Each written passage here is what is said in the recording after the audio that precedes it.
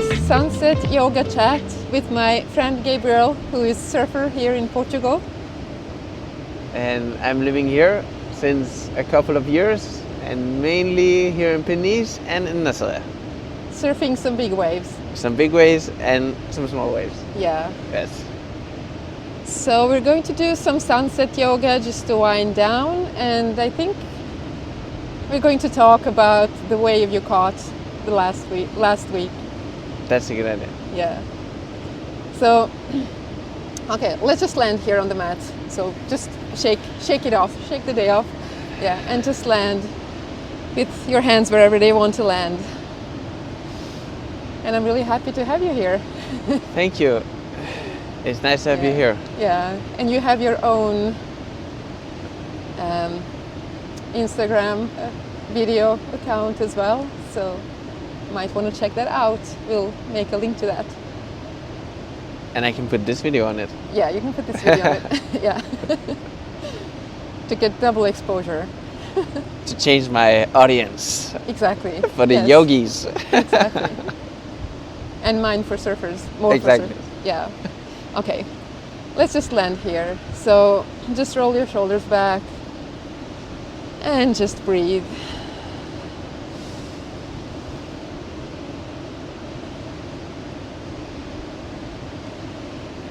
Just find your normal breath.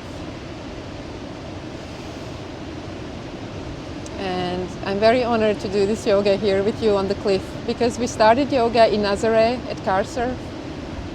And then we continued here. And we continued here, sometimes in the morning, sometimes evening. And we continued the surf. Yeah. We did that in another beach close to Nazaré too.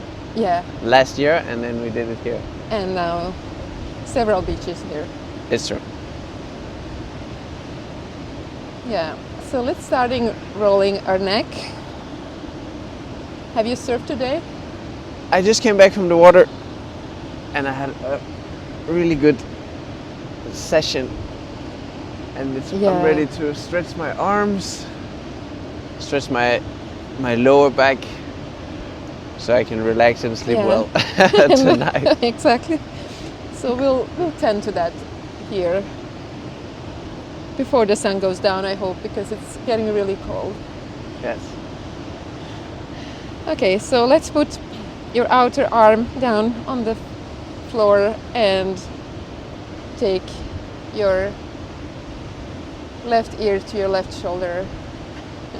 I'm trying to see because I'm mirroring you, so it's opposite for me.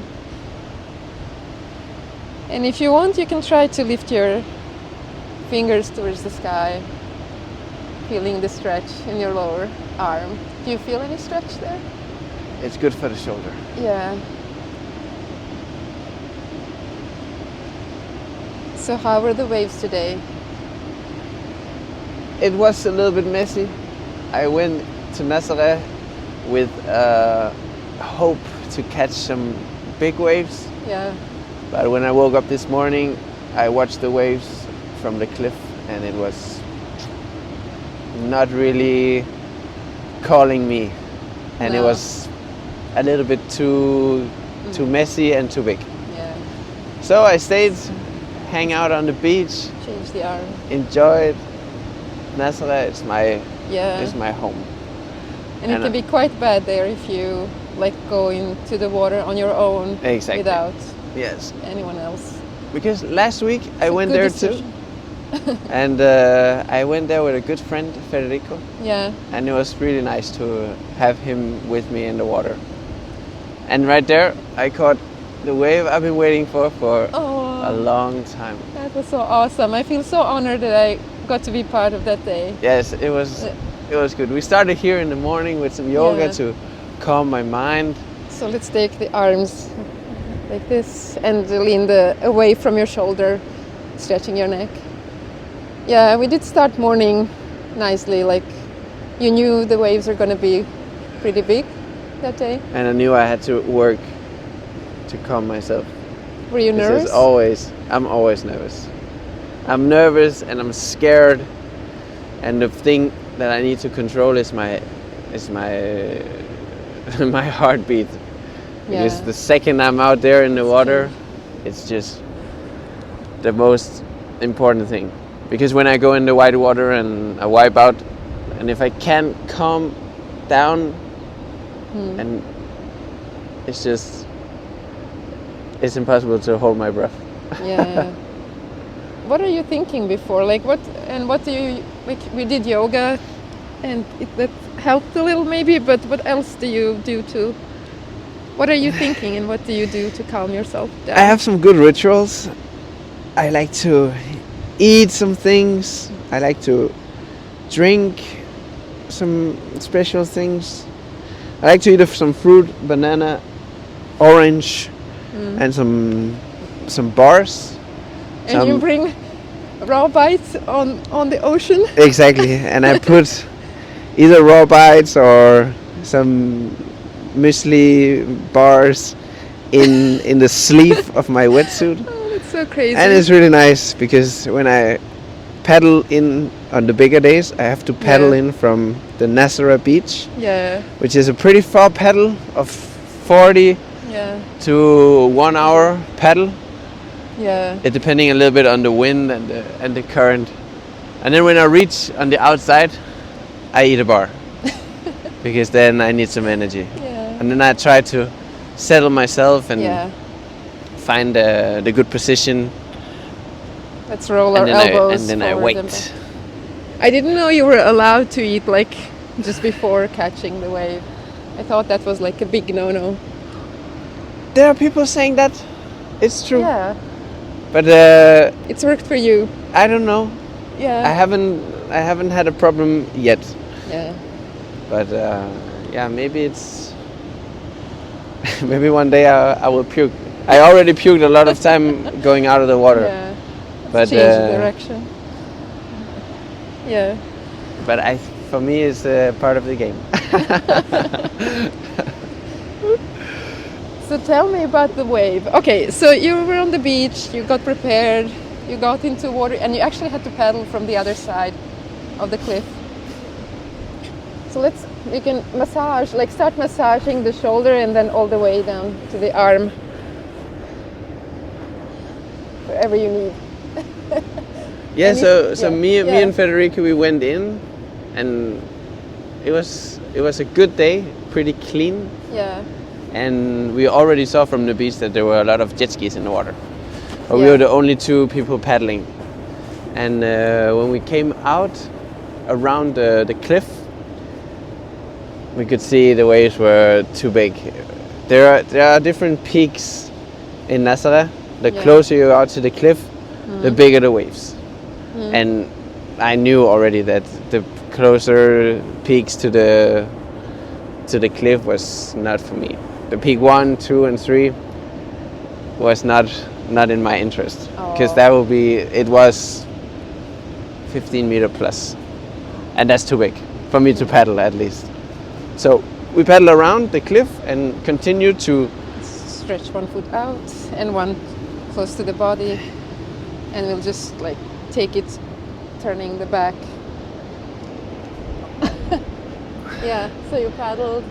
So we paddled as far out because we didn't want to get caught on the first peak, but we were not that far out, and one set came and I was almost caught in the first peak, and that is a little bit scary. I think it was one of the scariest moments of my life, because I saw one of the waves coming, and I know the waves in Nazaré, it's usually in the set little smaller, like a smaller set wave, and then the 2 or the 3 after, it just gets bigger. And the second wave almost caught me, and the third wave I just barely made it over. Did you think like you're not gonna catch it? Like No, I almost got a wipeout. Oh, okay. Because the wave were almost breaking on me. Okay. How did you avoid If it? I had paddled as fast as I could, just try to get away. Okay. If I had been a little bit further in and the wave had caught me, I would be. That would have been big trouble, because that close to the rocks. Is change. It's pretty scary. Yeah. And I never stay stay that close. Oh my god. But we made it out, and we continued all the way to the third peak, and then we waited there. And I tried to find a good position to see the farol, the cliff, and because the waves were like this size, between the waves it was the cliff and the farol was disappearing. So it was a little bit tricky to find a good position. Yeah. But then at the end I found a house on the beach, which is the house of Andrew Cotty actually. Oh yeah. And okay. I tried to position myself to and that. You saw that one. Yes, it's kind of where I tried to position, and then I had to look between the waves at the cliff. Yeah. And then I found a good spot. I think it's peak 4 or 5, pretty far down the beach. How long were you like Waiting? when you came to the other side? How long were you waiting?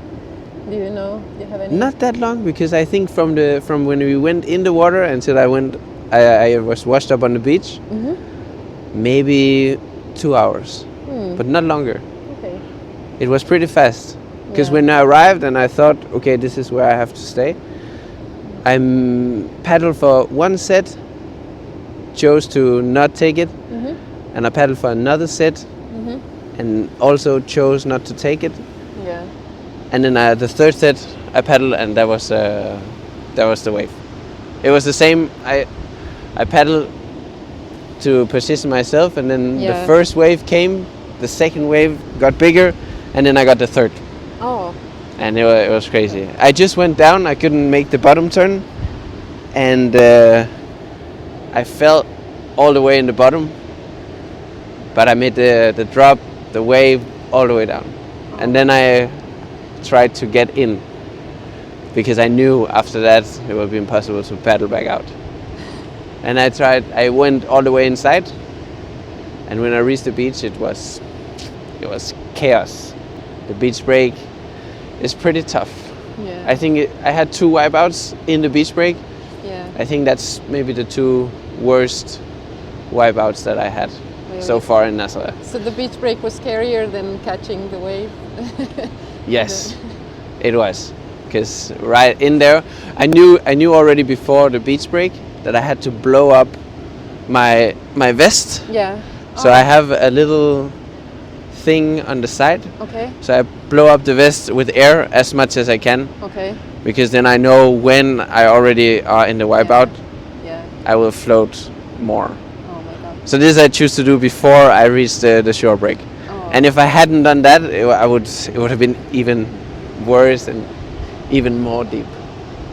I can't even imagine that, because yesterday I had like my first time in the green waves that I actually caught a wave, and I also had my first touchdown to the bottom, like when I got pulled down by the wave, like out there in the lineup all the way to the sand. And it was just like, I don't know, it was probably like 5 seconds, but I panicked so much. I really got like when am I gonna breathe? When am I gonna get air? I don't know. Yes. Like maybe I will keep it. Maybe. So it was. I can't even imagine like if you're being caught in Nazaré. Oh, it's the thing that I've been working with the most, and it's still the one thing that is scaring. That is most scary for me. Really? Because yeah, to hold my breath there in that moment, massage feet and calves. It's just. It just takes a lot of practice in the water and out of the water. For me, I think the thing that helped the most of all is my apnea training on land. Oh, so I had what do you do? Like, I had a time in last summer where I tried to just hold my breath longer and continue to hold it as long as I could. So how long and I used can you hold your breath? A little bit more than 4 minutes. Okay. And that's long. it's okay for people who train it. They can hold it very, really long. But I used what's called an O2 table and a CO2 table. It's just 2 different practices where you hold your breath and then you make it more and more and more. And then you have a time where you hold your breath and you have a time where you breathe. Yeah. And the one table is where you hold your breath longer. Yeah. And the other table is where you do the where you breathe Okay. in shorter and shorter time. Okay. And it's nice. It helps a lot. I did that every morning, kind of my meditation, and that made me way more calm in the water. Do you practice that like every day, like? Not anymore. Apnea. Yeah. No. Now I practice just in the water. Yeah.